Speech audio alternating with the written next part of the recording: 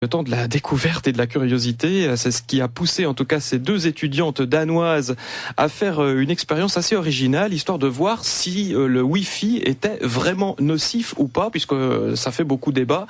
Et justement, c'est de cette expérience que vous nous parlez, Didier Bonvin. Oui, ces étudiantes danoises ont fait une expérience toute simple. Elles ont pris des semences de cresson. Une partie a été exposée aux ondes Wi-Fi pendant 12 jours, les autres graines isolées de toute radiation.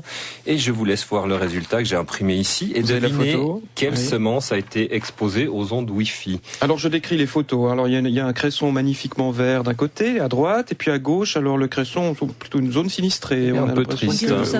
Alors lequel a été sous Wi-Fi? Je vous pose la question. Le rouge, celui de gauche. Voilà, celui qui est sinistré. Vous l'avez deviné. Donc c'est celles qui apparaissent comme brûlées sur la photo. En fait, elles n'ont pas germé et elles ont même subi des mutations. Et l'autre cresson, comme on l'a vu, est devenu tout beau, tout vert. Oui, voilà, qui est plutôt inquiétant. Mais est-ce qu'une telle expérience qu'on pourrait presque faire chez soi est crédible scientifiquement? Alors, pour en savoir plus, j'ai soumis cette étude à Ariane Giacobino, médecin généticienne au HUG. Je pense que c'est pas une étude scientifique, c'est une étude un peu d'intérêt général, de se poser la question. J'ai trouvé intéressant, surtout parce que ça avait l'air d'animer sur Internet une énorme discussion avec des avis pour, des avis contre, et finalement de ventiler un peu une question qui a l'air d'être vraiment dans l'air, c'est le cas de le dire, et de refaire penser que c'était un sujet d'actualité, qu'il fallait pas qu'on attende peut-être trop longtemps avant de se mettre à évaluer sérieusement ce genre de risque. Alors justement, est-ce que ce risque a été évalué, Didier? On a un peu l'impression de se retrouver dans les années 70, à l'époque où des études contradictoires montraient aucun risque de cancer pour la cigarette. Ça semble un peu pareil pour le Wi-Fi.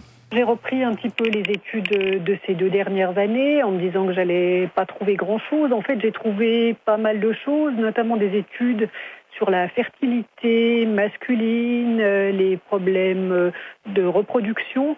Donc 3 études, notamment entre 2012 et 2013, qui avaient montré l'absence d'effets néfastes sur le système reproducteur, le développement du fœtus et aussi le système immunitaire. C'est tout des études chez l'animal où il y avait une exposition à un certain nombre d'heures par jour à des radiofréquences de type ce qu'on pourrait avoir à la maison comme Wi-Fi. Donc ça, c'était des résultats qui semblaient montrer l'absence de risque. Et j'ai trouvé par contre 2 études récentes, de bonnes études. La première qui a l'intérêt d'être faite chez l'homme.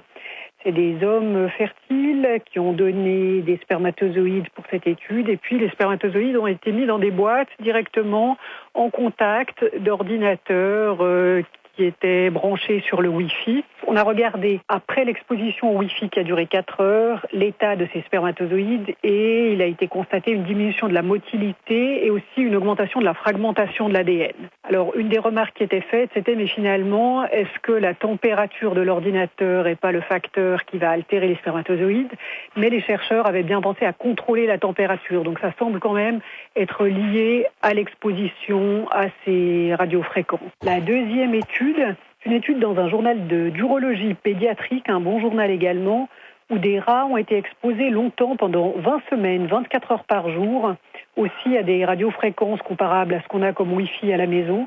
Et là, ils ont analysé le tissu testiculaire et regardé l'activité des enzymes, donc des petites machineries au sein des cellules et aussi des indicateurs de lésions de l'ADN. Et ils ont également trouvé des modifications. Donc ça, c'est ce que j'ai trouvé de plus inquiétant et récent, qui fait quand même penser que c'est un sujet dont on devrait s'occuper. Un sujet dont on devrait s'occuper. Alors justement, est-ce que nos autorités, l'Office fédéral de la santé publique en tête, s'en préoccupent? Alors oui et non, une réponse un peu vaudoise. On trouve à la fois une série de recommandations sur le site de l'OFSP et un discours officiel qui dit qu'il n'y a absolument aucun danger. Catherine Cossy, porte-parole de l'OFSP. Pour l'OFSP, le réseau local sans fil ne présente aucun risque pour la santé, selon l'état des connaissances actuelles. L'OFSP a fait des tests, même en cas d'exposition assez proche du corps, quand vous tenez un ordinateur portable sur les genoux, par exemple, qui est connecté. Le rayonnement est encore en dessous des valeurs limites et le rayonnement diminue très vite avec la distance. À 20 cm de distance, vous êtes déjà plus qu'à 10% de la valeur limite. Valeur limite? Oui, c'est une série de normes internationales. Chaque appareil qui est vendu en Suisse a des normes, doit répondre à des normes. Elle règle la puissance et le rayonnement maximal Ce sont les mêmes pour toute l'Europe, donc c'est pas des normes suisses, c'est des normes européennes et elles s'alignent sur les recommandations de la Commission internationale ad hoc, Commission internationale de la protection contre le rayonnement non ionisant. Mais ça ne nous en dit pas plus sur les risques pour la santé. Non, et le plus absurde, je trouve, c'est que pour l'OFSP, il n'y a aucun danger pour la santé, comme on l'a entendu, mais on peut quand même lire sur leur site, on ne sait pas encore si les champs électromagnétiques générés par le réseau Wi-Fi représentent un danger pour la santé. C'est aussi assorti de toute une série de recommandations. C'est plutôt dans un sens de prévention maximum, c'est-à-dire quiconque aimerait réduire au maximum la charge de rayonnement auquel il s'expose peut suivre quelques règles assez simples. C'est des conseils que l'OFSP fait, c'est pas des recommandations qui auraient une autre valeur. Ces règles sont simples, par exemple, de débrancher le réseau sans fil si vous l'utilisez pas, ou bien justement d'éviter de travailler avec votre ordinateur portable sur les genoux si vous êtes connecté. Et si vous avez la possibilité, installer le point fixe à 1 mètre de votre lieu de travail ou de tout lieu où il y aurait des gens qui se tiennent beaucoup en permanence. Voilà des conseils donc qui obéissent au principe de prévention, de précaution, mais qui surprennent un peu quand même, Didier Bonvin, puisque d'un côté on nous dit qu'il n'y a pas de danger, puis de l'autre côté on nous donne des conseils. Oui, c'est un peu surprenant. Sur Internet, certains ont pris les devants. De nombreuses campagnes informent sur les dangers des ondes Wi-Fi. On peut citer l'association romande Alerte. Leur site recoupe beaucoup d'études, dont justement celle dont on parlait des étudiantes danoises. Il y a aussi l'association pourparler.ch. Ils font ces affiches, les affiches de ce type qui suggère aux voisins de couper le Wi-Fi pour le bien-être de tous. Et pour son président, le géobiologue Roman Winiger, les dangers du Wi-Fi sont bien réels. Ça nous affaiblit, ça nous déconcentre, ça a différentes influences comme ça. Disons, après c'est assez individuel l'influence qu'a un Wi-Fi. On est soumis à une multitude d'influences dans notre vie. Donc la Wi-Fi est une composante, mais c'est une composante prédominante. Les Wi-Fi maintenant prennent beaucoup d'ampleur par rapport à ça, puisqu'il y en a toujours plus partout. Et puis c'est très vite qu'un Wi-Fi perturbe le milieu, la qualité du lieu. Ce géobiologue nous a aussi expliqué avoir constaté des perturbations auprès du bétail et des problèmes de fermentation chez un vigneron. Et ces problèmes auraient pu être réglés simplement en coupant le Wi-Fi.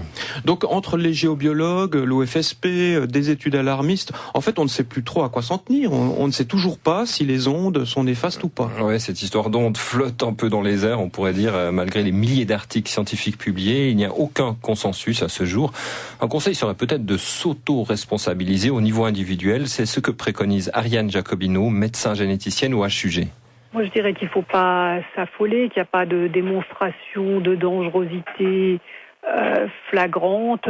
Je dirais qu'au niveau individuel, il faut faire attention comme on fait attention à d'autres choses, c'est-à-dire à laver ses pommes quand on mange des fruits, à traverser quand le feu est vert, et donc voilà, faire attention à ce qu'on fait soi-même sans qu'il y ait nécessairement besoin encore d'une législation qui nous protège de ça. Et donc suivre les conseils de l'OFSP, à défaut d'autre chose. Oui, il y a une liste sur leur site internet assez claire de tous les points. Si on a peur du Wi-Fi, qu'est-ce qu'on peut faire pour un peu se protéger des perturbations. Et vous trouverez bien sûr ce lien sur notre page du jour. Voilà, on n'aura pas eu le fin mot de l'histoire aujourd'hui, mais c'est quand même intéressant de faire le point. Le Wi-Fi nocif ou pas, en tout cas ce qui est sûr, c'est qu'on risque d'en reparler. Ça, c'est certain. C'est donc une chronique de Didier Bonvin à réécouter avec ou sans Wi-Fi sur rts.ch/on en parle.